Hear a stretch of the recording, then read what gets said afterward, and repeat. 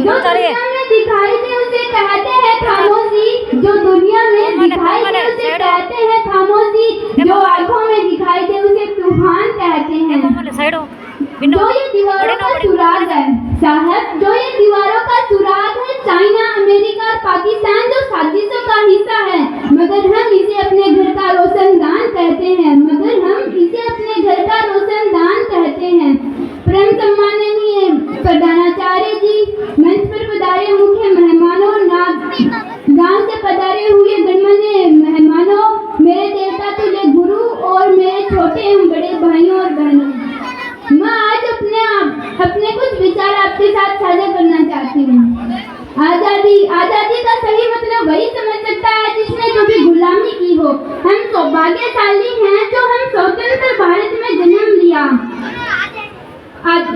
प्राचीन, मध्यकालीन और वर्तमान भारत के उदाहरणों से मैं यह स्पष्ट करना चाहूंगी कि जब हम फिरंगियों के बेड़ों में फंस गए थे तो रंग दे बसंती चोला की एक आवाज से टोलों के टोले उमड़ आते थे और उनके वंदे मातरम के नारों से खून में आने वाला 5 डिग्री का तूफान अंग्रेजी शासकों की जड़ें हिला देता था।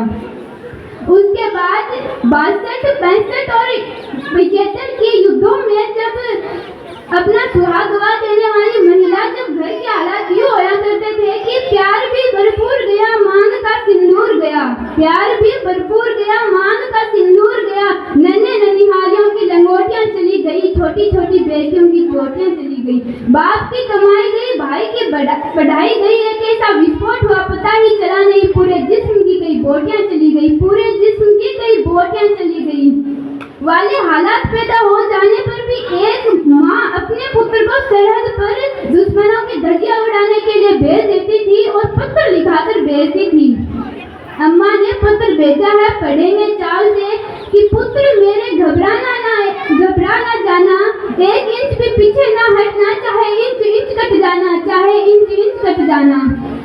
इसके बाद में मेरे विचारों से हमारे राष्ट्र निर्माण तब संभव होगा जब महिला की पूजा नहीं उनकी इज्जत की जाएगी, महिलाओं की पूजा नहीं उनकी इज्जत की जाएगी और हर देशद्रोही के मन में आने वाला भाव है देशभक्ति, ताकि हर देशद्रोही ये समझ सके कि तू परिंदा है तो ये आसमान तेरा है, अगर तू दरिंदा है तो ये शमशान तेरा है, भाईचारे से रहना है तो रह, वरना ये कब्र भी तेरी और कब्रिस्तान भी तेरा है, वरना ये कब्र भी तेरी और ये कब्रिस्तान भी तेरा है।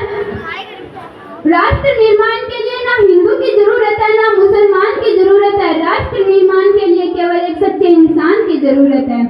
जरा सोच के देखिए, ये पेड़ पौधे शाखाएं ये भी परेशान हो जाएं अगर परिंदे भी हिंदू और मुसलमान हो जाएं, अगर परिंदे भी हिंदू और मुसलमान हो जाएं। काम 4 बोतल वोट का काम मेरा रोज का बात करना भविष्य का तबाह कर रखा है। साहब हम एक ऐसे समाज में रहते हैं जहाँ पत्थर की मूर्त को 56 प्रकार के भोग लग जाते हैं और तड़पते नंगे भूखे लोग सो जाते हैं, नंगे भूखे तड़पते लोग सो जाते हैं।